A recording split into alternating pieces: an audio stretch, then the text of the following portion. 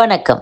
இன்றைய செய்திகள். கருத்து சுதந்திரம் என்பது மத உணர்வுகளை புண்படுத்துவதாக மாறாமல் இருப்பதை அரசு உறுதி செய்ய வேண்டும் என்று உயர்நீதிமன்ற மதுரை கிளை உத்தரவிட்டுள்ளது. சதீஷ்குமார் என்பவர் கடவுள் கிருஷ்ணர் குறித்து பேஸ்புக்கில் அவதூறான கருத்துக்களை பதிவிட்டதாக பரமசிவன் என்பவர் தூத்துக்குடி சைபர் கிரைம் போலீசில் புகார் அளித்தார். தகவல் தொழில்நுட்ப சட்டத்தின் கீழ் வழக்கு பதிந்த போலீசார் விசாரணையை முடித்து கண்டுபிடிக்க முடியவில்லை என்று தூத்துக்குடி நீதிமன்றத்தில் இறுதி அறிக்கை தாக்கல் செய்தனர். பேஸ்புக்கில் சித்தரிப்பு மற்றும் கருத்துக்கள் வரம்புகளை மீறி உள்ளன. பதிவுகள் மத உணர்வுகளை புண்படுத்தும் வகையில் இருந்தன. இது சமூக அமைதியின்மைக்கு வழிவகுத்தது.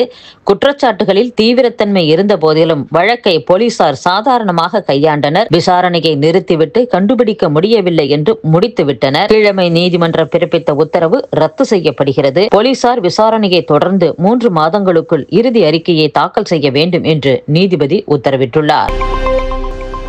திமுக ஆட்சிக்கு வந்து 50 மாதங்கள் ஓடிவிட்டன. உருப்படியான திட்டங்கள் எதுவும் இல்லை. ஆனால் தமிழகம் வளர்ந்துவிட்டது என்பது போன்ற தோற்றத்தை ஆளும் கட்சியும் அதன் கூட்டணிகளும் பொய்யாக உருவாக்குகின்றன என்று அதிமுக பொதுச் செயலாளர் எடப்பாடி பழனிசாமி பேசியுள்ளார். வாக்காளர் பட்டியல் திருத்தத்திற்கு எதிராக பழனிசாமி வாய் திறக்காதது ஏன் என்று அமைச்சர் துரைமுருகன் கேட்டுள்ளார். 86 வயதில் பொய்யான அறிக்கை வெளியிடுகிறார். திமுக தான் போலியாக வாக்காளர்களை சேர்க்கிறது. சென்னை ஆர்கே நகர் தொகுதியில் 27,779 வாக்காளர்கள் சேர்க்கப்பட்டனர். நீதிமன்றம் சென்று ஆதாரத்தோடு வாதாடினோம். இப்போது நீக்கி இருக்கின்றனர். ஒரு தொகுதியில் 27,779 பேர் என்றால் இந்த ஆட்சியில் எத்தனை போலி வாக்காளர்கள் இருப்பர்? அதே போல பெரம்பூர், தீநகர் உள்ளிட்ட சென்னையின் பல தொகுதிகளிலும் பல்லாயிரக்கணக்கான போலி வாக்காளர்கள் சேர்க்கப்பட்டுள்ளனர். இப்படி போலி வாக்காளர்கள் வாயிலாகத்தான் திமுக சென்னையில் வெற்றி பெறுகிறது. இது ஆதாரப்பூர்வமாக நீதிமன்றத்தில் நிரூபிக்கப்பட்டிருக்கிறது. சென்னை மாநகராட்சி தேர்தலில் கள்ள ஓட்டு போட முயன்ற ஒருவரை முன்னாள் அமைச்சர் ஜெயக்குமார் பிடித்து போலீசில் ஒப்படைத்தார். ஆனால் ஒப்படைத்தவரை கைது செய்துவிட்டு கள்ள ஓட்டு போட்டவரை விடுவித்தனர். அதே போல ஜெயலலிதா ஆட்சி காலத்தில் சென்னை மாநகராட்சி தேர்தல் நடந்தது. அப்போது 1.5 மணி நேரத்தில் 1200 ஓட்டுகளை திமுக பதிவு செய்தது. நீதிமன்றம் சென்றோம். 1.5 மணி நேரத்தில் எப்படி இவ்வளவு ஓட்டு பதிவாகும் என்று கேட்டு முறைகேடாக நடந்த தேர்தலை ரத்து செய்தது நீதிமன்றம். கூட்டுறவு சங்க தேர்தல் நடத்தியதிலும் முறைகேடுதான். திமுக அரசே அந்த தேர்தலை ரத்து செய்தது. அந்த காலத்தில் மன்னர் அமைச்சர்களை பார்த்து நாடு எப்படி இருக்கிறது என்று கேட்பார். உடனே அவர்கள் நாடு சுபிட்சமாக இருக்கிறது, மும்மாறி மழை பெய்கிறது என்று பொய் சொல்வர். அப்படித்தான் நம் முதல்வரும் ஆட்சி செய்து கொண்டிருக்கிறார் என்று எடப்பாடி பழனிசாமி பேசியுள்ளார். தமிழக அரசு மாநில கல்விக் கொள்கை 2025 வெளியிட்டுள்ளது. இதில் 8ஆம் வகுப்பு வரை அனைவரும் தேர்ச்சி, இருமொழி கொள்கை, +1 பொதுத் தேர்வு ரத்து ஆகிய முக்கிய அம்சங்கள் இடம்பெற்றுள்ளன. இது குறித்து கோவை கல்வியாளர்கள் தெரிவித்த கருத்துக்கள் பின்வருமாறு. கல்வியாளர் சோமசுந்தரம் கூறுகையில் 3, 5, 8ஆம் வகுப்புகளுக்கு பொதுத் தேர்வு இல்லை என்பது வரவேற்கத்தக்கது. ஆனால் +1 பொதுத் தேர்வு ரத்து செய்யப்படுவது நல்லதல்ல. JEE, நீட், ICAR, கிளாட் போன்ற 70க்கும் மேற்பட்ட நுழைவுத் தேர்வுகளில் +1 பாடப்பிரிவுகள் 50% மற்றும் +2 பாடப்பிரிவுகள் 50% என்ற அடிப்படையில் வினாக்கள் அமைக்கப்படுகின்றன. +1 தேர்வை ரத்து செய்தால் 90% தனியார் பள்ளிகள் +2 பாடங்களை தொடக்க முதல் கற்பிக்க தொடங்கிவிடுவர். இதை கட்டுப்படுத்த மாநில கல்விக் கொள்கையில் எந்தவிதமான கண்காணிப்பு விவரமும் குறிப்பிடப்படவில்லை என்று, இதனால் போட்டித் தேர்வுகளில் தமிழ்நாடு மீண்டும் பின்தங்கும். NIT, IIT, IIM கல்லூரிகளில் சேரும் தமிழக மாணவர்களின் விகிதம் குறையக்கூடும் என்று கூறியுள்ளார். கடந்த 3 ஆண்டுகளில் முன்விரோதம் காரணமாக 475 கொலைகள் நடந்திருப்பது தெரிய வந்துள்ளது. தமிழகத்தில் நடக்கும் கொலைகளுக்கான காரணங்களில் முதல் 3 இடங்களில் குடும்பத் தகராறு, வாய் தகராறு மற்றும் முன்விரோதம் ஆகியவை உள்ளன. அந்த வகையில் முன்விரோதம் காரணமாக 3 ஆண்டுகளில் 475 கொலைகள் நடந்துள்ளதாக போலீஸ் புள்ளி விவரங்கள் கூறியுள்ளன.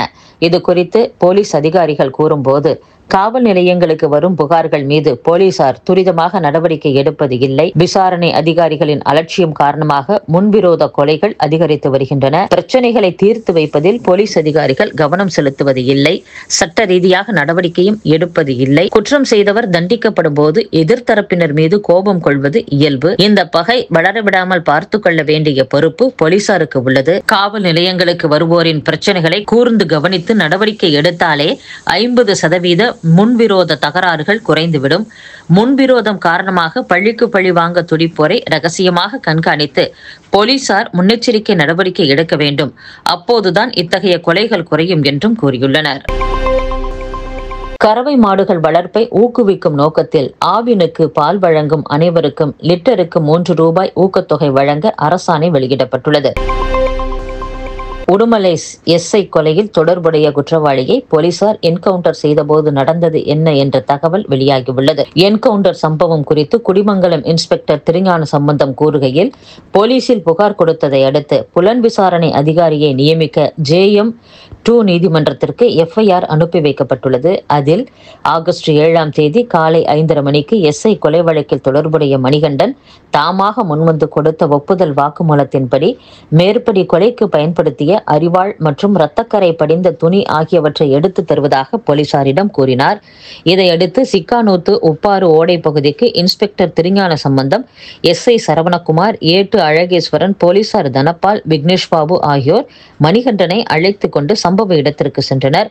அங்கு சென்றதும் மணிகண்டன் புதரில் மறைத்து வைத்திருந்த அரிவாளை எடுத்து போலீசாரிடம் கொடுக்காமல் SI சரவணகுமாரை பார்த்து, நீங்கள் எல்லாம் என்ன போலீஸ், என்னையா கைது செய்கிறீர்கள், உங்களை கொல்லாமல் விடமாட்டேன் என கண்ணிமைக்கும் நேரத்தில் SI தலையில் வெட்ட முயற்சித்த போது அவரது வலது கையில் தடுத்ததால் முன்னங்கை பகுதியில் காயம் ஏற்பட்டது. இதன் பிறகு இன்ஸ்பெக்டர் அரிவாளை கீழே போடு, இல்லையென்றால் துப்பாக்கியால் சுட்டுவிடுவேன் என எச்சரித்துள்ளார். அதனை பொருட்படுத்தாமல் அதன் பின்பும் ஆத்திரம் அடங்காமல், ஏற்கனவே போலீஸை கொன்றவன் என்னை பிடிக்க முயற்சித்தால் உங்களையும் கொன்றுவிடுவேன் என கூறிய நிலையில் பிடிக்க முயன்ற ஏட்டு அழகேஸ்வரனை வெட்ட முயற்சித்த போது அவர் விலகிவிட்டார். மீண்டும் எச்சரித்தும் கேட்காமல் இன்ஸ்பெக்டரை கொல்ல பாய்ந்த போது தற்காப்பு கருதியும் உடனிருந்த போலீசாரின் பாதுகாப்பு கருதியும் குற்றவாளி தப்பி ஓட முயற்சித்ததை தடுக்கும் வகையிலும் மணிகண்டனை நோக்கி ஒரு ரவுண்டு சுடப்பட்டதில் அவரது நெற்றிப்போட்டில் பட்டு கீழே விழுந்து விட்டார். உடனடியாக குண்டடிபட்ட மணிகண்டன் மற்றும் SI ஆகியோர் போலீஸ் வாகனத்தில் அழைத்து வரப்பட்டு உடுமலை அரசு மருத்துவமனையில் சேர்க்கப்பட்டனர். குண்டடிபட்ட மணிகண்டன் வழியிலேயே இறந்துவிட்டதாக மருத்துவர்கள் தெரிவித்துள்ளதாக விளக்கமளித்துள்ளார். கடந்த 4 ஆண்டுகளில் இந்த அரசு 22,000 கோடி ரூபாய் முறைகேடு செய்துள்ளது. திமுக ஆட்சியில் சமூக நல விடுதியில் தரமற்ற உணவு வழங்கப்பட்டு வருகிறது. பாயாசம் போல் கிச்சடி வழங்கப்படுகிறது. எதிர்க்கட்சியாக இருந்தபோது தூய்மை பணியாளர்களை சந்தித்து வழங்கிய வாக்குறுதிகளை திமுக நிறைவேற்றவில்லை. அதிமுக ஆட்சியில் அதிக வேலைவாய்ப்பு உருவாக்கப்பட்டுள்ளது என்று எதிர்க்கட்சி தலைவர் எடப்பாடி பழனிசாமி பேசியுள்ளார். இன்றைய ஆட்சியில் அரசு மருத்துவமனையில் பணியாளர்கள் பற்றாக்குறையாக உள்ளனர். உயிருடன் அரசு மருத்துவமனைக்கு சென்றால் உயிர் இல்லாமல் தான் திரும்ப முடியும். அருப்புக்கோட்டையில் அரசு கல்லூரி, வட்டார போக்குவரத்து அலுவலகம், கூட்டு குடிநீர் திட்டம் ஆகியவை அதிமுகவால் கொண்டுவரப்பட்டது என்றும் எடப்பாடி பழனிசாமி பேசியுள்ளார். திமுகவை சேர்ந்த முன்னாள் அமைச்சர் செந்தில் பாலாஜியின் தம்பி அசோக்குமார் இதய அறுவை சிகிச்சைக்காக அமெரிக்கா செல்ல சென்னை உயர்நீதிமன்றம் அனுமதி அளித்துள்ளது. விசாரணை நீதிமன்றத்தில் 5 லட்சம் ரூபாய் டெபாசிட் செய்ய வேண்டும், மகளின் பாஸ்போர்ட்டை ஒப்படைக்க வேண்டும் என்பது உள்ளிட்ட நிபந்தனைகளுடன் அசோக்குமார் அமெரிக்கா செல்ல அனுமதி அளித்து நீதிபதிகள் உத்தரவிட்டனர். அமெரிக்காவின் தென்மேற்கு மாகாணங்களில் ஒன்றான அரிசோனாவில் உள்ள மாயோ மருத்துவமனையில் வரும் 30ஆம் தேதி முதல் செப்டம்பர் 22ஆம் தேதி வரை அசோக்குமார் சிகிச்சை பெற உள்ளார்.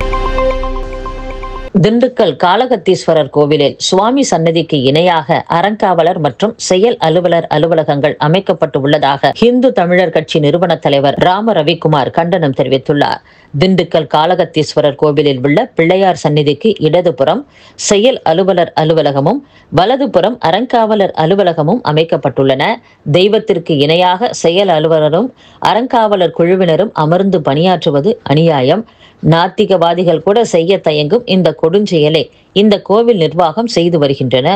இந்த கோவிலில் ஏற்கனவே 2 அலுவலகங்கள் இருக்கும் போது பிள்ளையார் சந்நிதிக்கு இணையாக புதிதாக 2 அலுவலகங்கள் அமைத்தது எப்படி?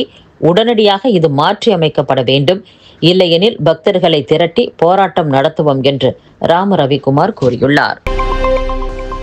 நெடுஞ்சாலைகளில் செயின் பறிப்பு, கொள்ளை உள்ளிட்ட குற்றங்களை தடுக்கும் பணியிலும் சாலை விபத்துகளில் சிக்கி தவிப்போரை மீட்கும் நடவடிக்கையிலும் நெடுஞ்சாலை ரோந்து வாகன போலீசார் ஈடுபட்டு வருகின்றனர்.